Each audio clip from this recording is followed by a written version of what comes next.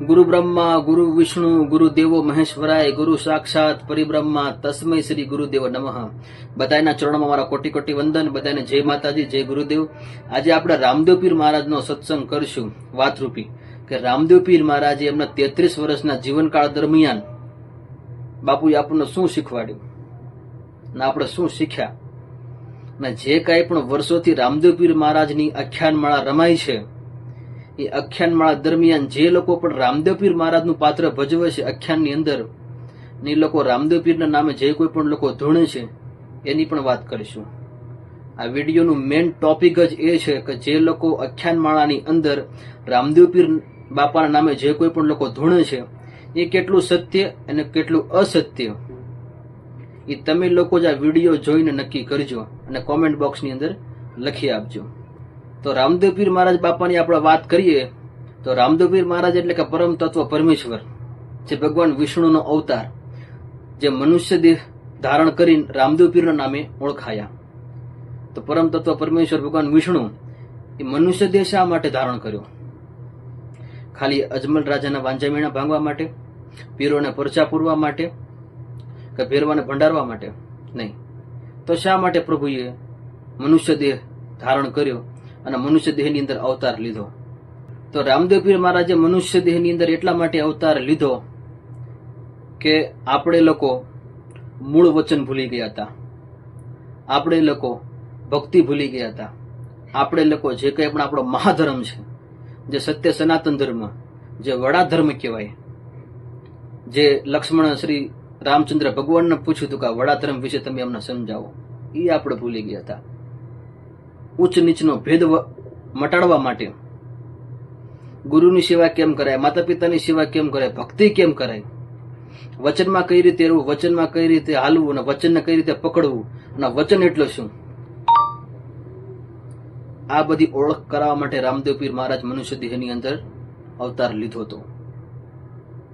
આપણને સત્યની ભાન કરાવવા માટે, સત્યની જીત અને અસત્યની પરાજિત માટે રામદેવ પીર મહારાજે અવતાર ધારણ કર્યો હતો। રામદેવ પીર મહારાજ જે પરમ તત્વ પરમેશ્વર, એણે આપણને ભક્તિ શીખવાડી કે જો તમે ભક્તિ કરો ને તો તમને અગમ ભેદની ખબર પડે ને અગમ ભેદની તમને ખબર પડે ને એટલે તમે નિર્વાણ પદને પામો।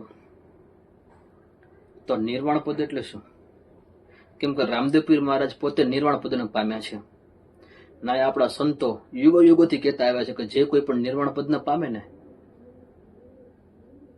એને જીવન મરણના ફેરા ટળી જાય, આ 84 ફેરામાંથી મુક્તિ મળી જાય, એને નિર્વાણ પદ કહેવાય। એ જ્યોતમાં જ્યોત થઈ જાય, એને નિર્વાણ પદ કહેવાય। તો રામદેવ પીર મહારાજ તો નિર્વાણ પદને પામ્યા, તો પછી રામદેવ પીર મહારાજ કઈ રીતે કોઈ મનુષ્યની અંદર એના શરીરમાં આવીને આખ્યાન માળામાં ધોણી શકે? શક્ય જ નથી ને। પણ રામદેવ પીર મહારાજ એ તો પરમ તત્વ પરમેશ્વર જે નિર્વાણ પદને પામ્યા છે। પંજા સત્તા નવા ને 12, સતી તોળાદી, જેસલ જાડેજો, જોગી જલારામ, વીરબાઈ, શેઠ સંગાળસા સંઘાવતી, મીરાબાઈ, નરસિંહ મહેતા, એવા અઢળક યુગો યુગોથી આપણા સત્ય સનાતન ધર્મની અંદર, મહાધર્મની અંદર, વડા ધર્મની અંદર ઘણા બધા સંતો નિર્વાણ પદને પામ્યા। જે કોઈ પણ નિર્વાણ પદને પામે ને એના ફરીવાર મનુષ્ય દેહની અંદર અવતાર લેવો પડતો નથી કે એ પછી કોઈની અંદર આવી શકતા નથી। એ લોકોનું કાર્ય જ હોય ધર્મ ઉજાગર કરવા માટે, આપણને સત્યની ભાન કરાવવા માટે, આપણને આપણી પોતાની ઓળખ કરાવવા માટે, જ્યાં જીવ શિવની ગતિ હાલી રહી છે એની ઓળખ કરાવવા માટે। રામદેવ પીર મહારાજે ઉચ્ચ નીચનો ભેદ મટાડ્યો, પાંગળાને પગ આપ્યા, આંધળાઓને આંખીઓ આપી, પરોપકારી જીવ બન્યા, બેન દીકરીની રક્ષા કરી, ઘણા પૂરચા બાપુએ પૂર્યા। પણ વર્ષોથી જે કાંઈ પણ રામદેવ પીર મહારાજની આખ્યાનમાળા રમાઈ છે એની અંદર જે કોઈ પણ લોકો રામદેવ પીર મહારાજનું પાત્ર ભજવે છે અને ત્યારે લોકો ધૂણે પણ છે, એ તમે લોકો યુટ્યુબની અંદર, ફેસબુકમાં કે પછી ઇન્સ્ટાગ્રામની અંદર તમે લોકો જોઈ શકો છો। તમને લોકોને અઢળક વિડીયો એવા મળી રહેશે કે જ્યારે રામદેવ પીર મહારાજનું પાત્ર ભજવે છે ત્યારે રામદેવ પીર બાપાના નામે ધૂણે છે અને આમથી આમ ઠેકડા મારે છે અને ગરમ ગરમ દેગ ઉતારે ને એમાંથી ખીર ખાય છે। રામદેવ પીર મહારાજે એવું એના જીવનકાળ દરમિયાન ક્યારે એવું કર્યું જ નથી। રામદેવ પીર મહારાજે તો અજમલ રાજાને વચન આપ્યું હતું હું તમારા ઘેરે અવતાર ધારણ કરીશ, કુમકુમના પગલા પડશે, ઉકળતી દેગ ઉતારીશ અને ઘોડિયામાં પરોઠી થઈશ. ત્યારે તમે સમજી લેજો કે પરમ તત્વ પરમેશ્વર ભગવાન વિષ્ણુ એ જ મનુષ્ય દેહની અંદર અવતાર ધારણ કરીને આવ્યા. તો પછી વર્ષોથી જે કાંઈ પણ આખ્યાન માળા રમાતી આવે છે, જ્યારથી મને ખબર છે ત્યારથી વાત કરું છું, તો સોશિયલ મીડિયાની અંદર તેવા ઘણા બધા આપણને વિડીયો અઢળક મળી રહી છે કે રામદેવ પીર બાપાના નામે ધૂણે છે આખ્યાન માળાની અંદર. તો આખ્યાન માળા એટલે શું? રામદેવ પીર મહારાજની વર્ષોથી જે કાંઈ પણ આખ્યાન માળા રમાતી આવે છે, તો આખ્યાન માળા એટલે શું છે? તો આખ્યાન માળા એટલે કે રામદેવ પીર મહારાજે એમના 33 વર્ષના જીવનકાળ દરમિયાન જે કંઈ પણ આપણને ભક્તિ શીખવાડી, આપણને સેવા શીખવાડી, આપણને સમાજની સેવા શીખવાડી, ઉચ્ચ નીચનો ભેદ મટાડ્યો, પરોપકારી જીવ કઈ રીતે બનવું, બીજાની નિંદા ન કરવું, ખોટું ન બોલવું, સત્યના માર્ગ ઉપર હાલવું, અસત્ય ન કરવું, એ જેટલી પણ બાપુએ પરચા પૂર્યા, જેટલા પણ કાર્યો બાપુએ કર્યા, મનુષ્ય દેહની અંદર આવીને પરમ તત્વ પરમેશ્વર મનુષ્ય દેહની અંદર આવીને આપણે લોકોને શીખવાડ્યું કે આ રીતે જીવન જીવાય. એટલે કે રામદેવ પીર મહારાજનું જીવન ચરિત્ર એનું એક આખ્યાન માળા બની. આખ્યાન માળા કહેતા એમનો એક ઇતિહાસ બન્યો કે જો રામદેવ પીર મહારાજ એમના જીવનકાળ દરમિયાન એટલી વસ્તુ કરી હતી.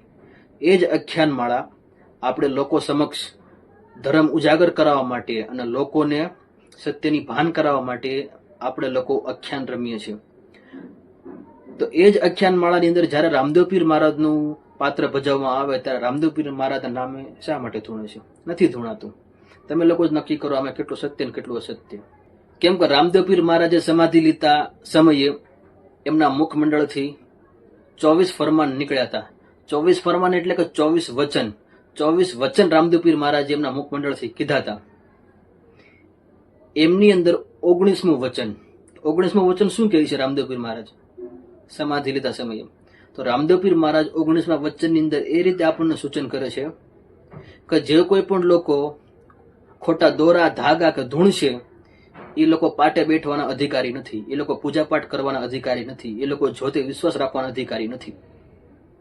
આ રામદેવ પીર મહારાજના મુખમંડળથી જે કંઈ પણ 24 વચન નીકળ્યા એમાંનું આ 19મું વચન છે. તો અત્યારે આખ્યાન માળામાં શું ચાલે છે? આખ્યાન માળાની અંદર આ જ વસ્તુ હાલી આવી છે ને. આખ્યાન માળા રમાડવાનો મેન કાર્ય શું છે? કે લોકોને ધર્મ પ્રત્યે જાગૃતતા લાવવી. એટલા માટે આખ્યાન માળા રમાડવામાં આવે છે. એટલા માટે નહીં કે રામદેવ પીર બાપાના નામ ઉપર ધૂણવું.